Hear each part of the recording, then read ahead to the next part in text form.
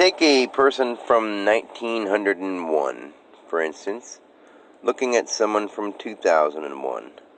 They would look at them and think the clothes they wear, the styles they have, the trends they have, the things they say, all those kind of things are things that they wouldn't have done when they were younger.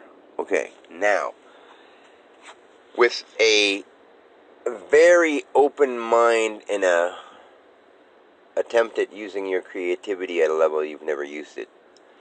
Think about how trees and land and grass and any kind of natural plant or substance would think if it could talk.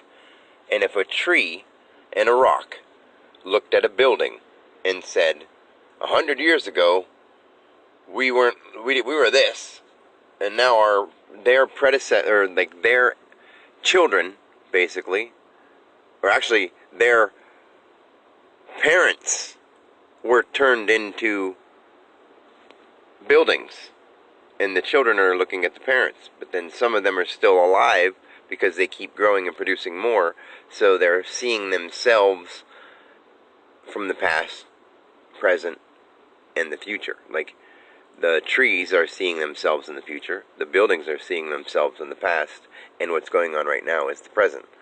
That is exactly what's going on with people. Exactly.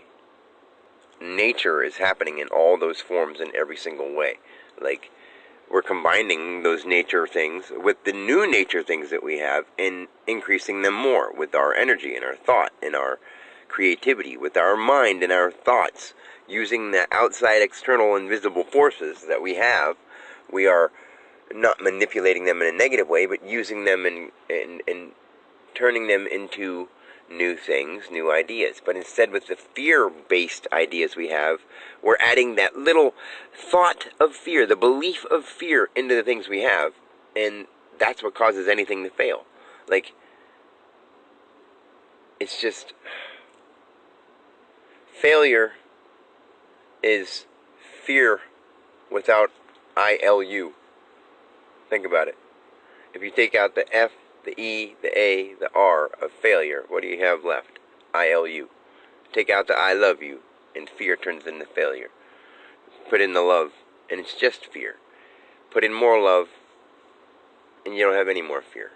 I mean, I know that was sort of a corny way to put it. It was a creative thing that just came out of my mouth before I even thought of it. So, that was a message, and then it left. It was so crazy. Like, as I picked up my phone, I didn't even feel like me, and then as I said that thing about fear, I went back to me. But basically, that's what's going on. Nature just told me to say that, because a building and a tree and a rock are the same thing, just mixed together. The building is the outcome of a tree and a rock. A person is the outcome of two people doing their loving thing and creating a new one. A tree is a person doing a loving thing, or nature doing a loving thing and planting it wherever it lands, or a person taking it and putting it in a certain place and growing it with their intention, and it looks even more beautiful. And that tree that dropped the seed looks over at that tree out in the yard and is like, look at you, standing out there by yourself, looking all impressive and special. You're just one of us, and that's how people act. When one person goes out and they're special and they're named something big, everyone else goes, look at you. Some say, you're just one of us, and we accept that. And other ones say, like, look at them, I wish I was them. And that's how everything is happening in every form of nature. It's just we talk, and we have emotions, and we get mad at each other. And now nature is learning how to do that to itself because of us. So we have to learn how to show love and acceptance. I think this message is very important for people to hear.